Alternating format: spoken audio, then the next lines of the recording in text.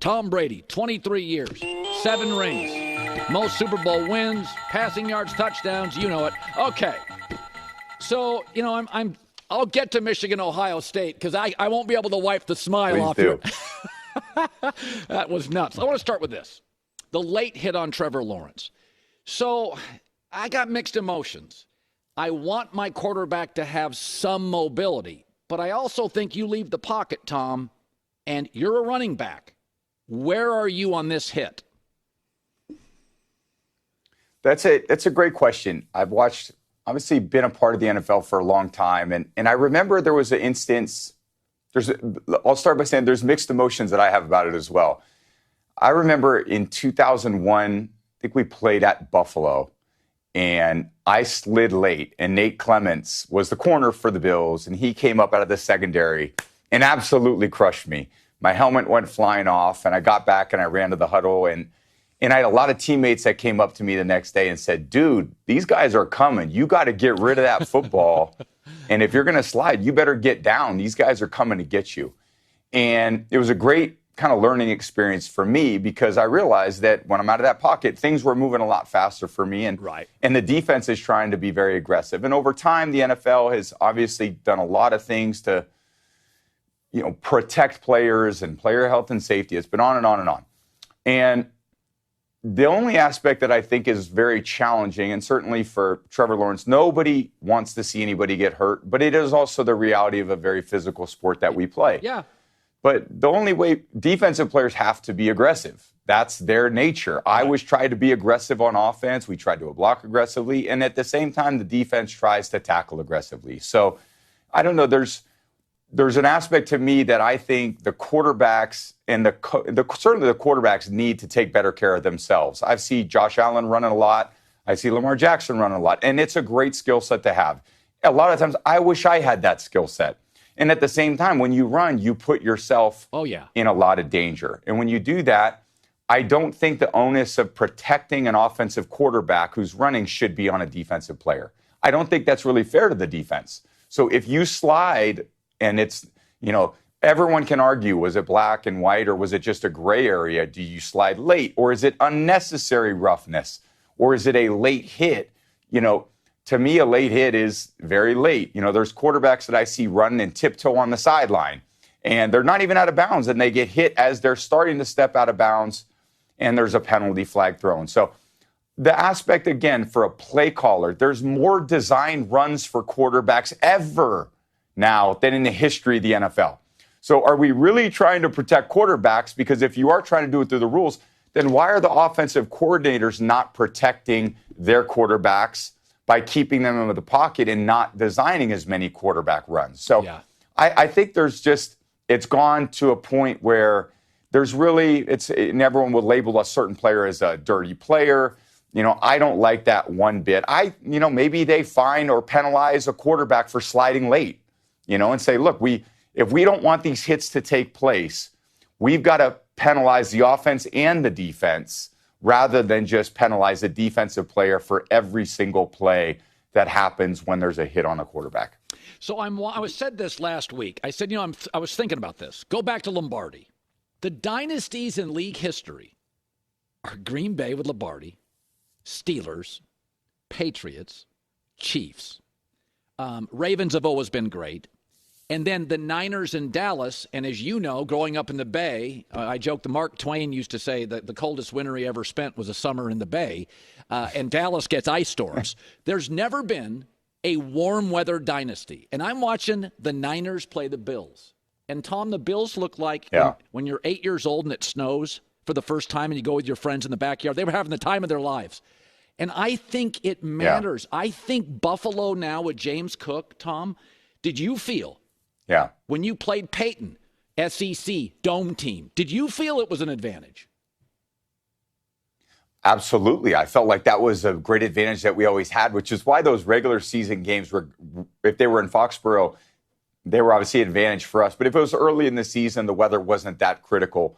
I think you use the weather to your advantage. And even when I went to Tampa, I would say there was an advantage being a warm weather team playing against a team that was coming from the north or the northeast. So you use what you have to an advantage, and that's because your body acclimates to it. I saw in that Niner-Bill game, there were a lot of 49er players that were slipping on the turf. Yeah. And not a lot of Bills players that were slipping on the turf. And the point is when you're in those environments, you know exactly what shoes to wear. You know how many layers that you have to put on in order to get the job done. So when you have those climates, that's what you try to play to. I knew how many hand warmers I needed in my quarterback pouch per 10 degrees. For every 10 degrees that the weather dropped below 70, I'd put one heat pack. So if it was 40 degrees, it would be 60, 50, 40 degrees. I'd put 3 heat packs just to keep a consistent temperature for my hands. So those are all the things you learn over time through a lot of trial and error, through a lot of days in practice. And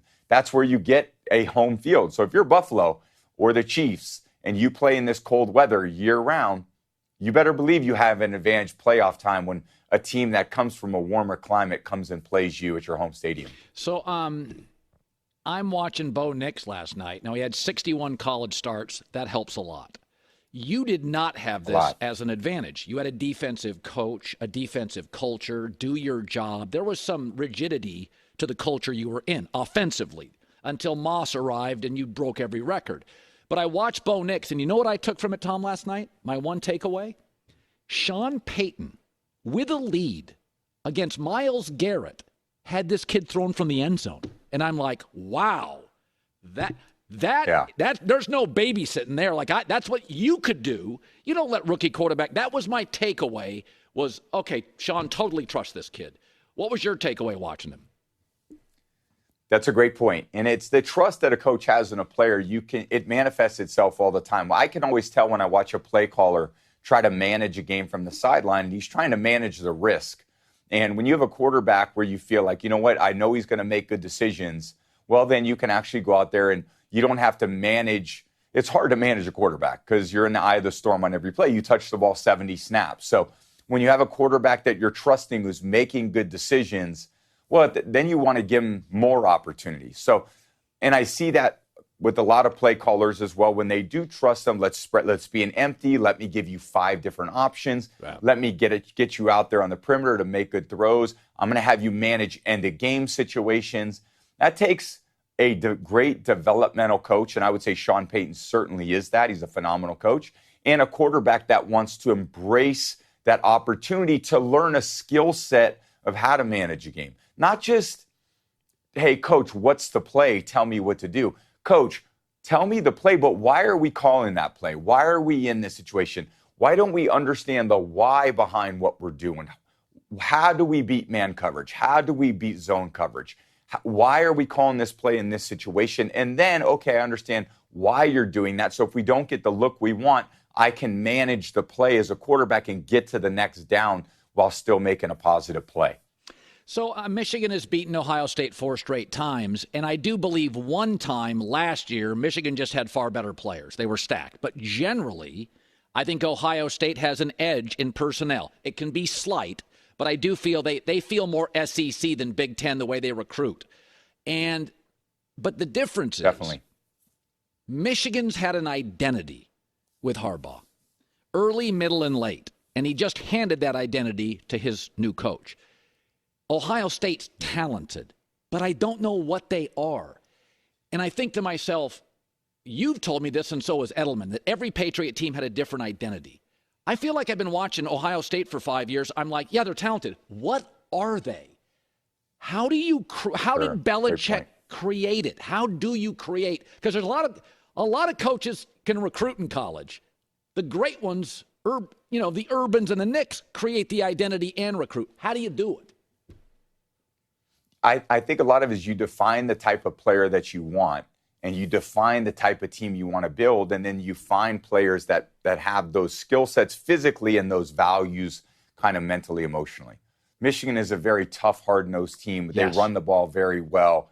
They haven't been great throwing the ball, but if I looked at Ohio State's strengths and weaknesses, they have a great 7-on-7 team. They got guys they can throw the ball to. In the second half, they don't even target their best players. So to me, it's like, I may as well have been out there playing receiver for Ohio State. I can't run. I couldn't catch. But it doesn't matter if you don't throw me the ball, just like they didn't throw a lot of their best players the ball in the second half of that game. So whenever we got to big games, let's say the Super Bowl, you'd say there's 70 plays left in the game. In our season, the entire 6 months of work, 7 months of work is going to come down to 70 plays. What do we want those 70 plays to look like? And then you reverse engineer it. And you say, okay, we're going to want 40 passes and 30 runs. Well, what 40 passes do we want? We could design 150 of them if you want. Now, there's 110 of those that won't get called. So why don't we just dial it down and dial it back to only the specific ones where our best players are going to touch the ball, doing the best things that they do, and we're going to go out like that. If we lose, we lose. If we win, great. But we're not going to lose doing things that we don't do well. And I think the Coach Belichick would always say, coaches lose games and players win games. Yeah. And he didn't mean to say that coaches are not valuable. Coaches need to put their players in a position to win. They do instruct you. They give you, this is the plan. It's up to the coach to clearly identify a plan every week about how you're going to win the game. We would come in on a Wednesday morning, and I thought the best thing that Coach Belichick did, and there was a lot of them, was he would clearly define for offense, defense, and special teams, this is how we're going to win the game this week. Don't worry about last week. Yeah. Don't worry about next week. This unique challenge that we have today, on a Sunday, we're going to deal with that based on these 3 or 4 areas on each sides of the ball and in the kicking game. And if we execute in these areas, we're going to give ourselves a great chance to win. It doesn't mean we're guaranteed to win. And there's times where we can misevaluate what those things are. I'll never forget, we played the Chiefs once, and we doubled, I think, Travis Kelce a bunch and not Tyreek Hill. Maybe one of the early times we played Tyreek Hill. And he went for like 180 or 200, something crazy. He came in the next day and he says, hey, guys, we're never doing that again. We screwed that up. If we play these guys again, we know who we're going to double, and it's going to be Tyreek Hill. So it's just, you got to have some formula for what you're trying to accomplish. What's the bullseye that we need to hit? Yeah. And we need to get, the coaches to deliver that to the players in all 3 phases of the game for them to go out there so that they have something to hit. And if they do that and you identify it clearly, I think you give your team a great chance to win. So Nick Wright was on before me, and he posed this question. So Kansas City's 11-1, and they're winning by paper-thin margins. So of all your teams, the team that blew people out was the Randy Moss teams. There's no ring. Your 03-04 team, you were winning close games. And so this Chiefs team is the closest to your team. I want you to take me back. People keep saying, well, the Chiefs are lucky, and I'm like, timeout. That block field goal, that was coaching. Third down efficiency, that is coaching. I don't want to hear luck. That's even Rubik's Cubes and roulette, there's some strategy to it, right? Did you feel that totally. 03-04 team, did you feel like, you know what, close game, we're winning it. We're just better than everybody at it. Definitely. I think that, look, you're going to have close games, you're going to have blowouts. To win the close games is always the mark of a really good team. To win when you're not playing your best football is the mark of a very good team. I just think the Chiefs are so dangerous because if it's a 1-score game in the 4th quarter and Patrick has the ball, he's incredible. Not that he comes alive, because he comes alive all day long, but he's so dangerous because then he has 4 downs, late in the game, where you got to stop him for 4 downs, not 3. Yeah. And that's a dangerous aspect for any defense. You have to kind of pull away from, and that they're hard, it's a hard team to pull away from because they do such a good job defensively. So I think when they transition from really this great offensive team, and I would say when Patrick first started, they weren't as good on defense. Now they have a tremendous defense. They got Spags is a phenomenal coach. He's got them playing well defensively. Patrick is going to manage the game so well. He's going to throw to the open guy when it's there. He's got Travis out there that is going to make the right decisions in the big moments like we've seen time and time again. So they have a group of players. That organization does so many things the right way. They're going to be tough to beat in the playoffs. I don't care who they play, where they play. It's a lot like the teams that I played for at the Patriots. If you were going to beat us, man, you had to beat us. We weren't going to beat ourselves. Hey, was Vrabel a good sport when you texted him after the Michigan win? Did he take it well? I bet he didn't, did he?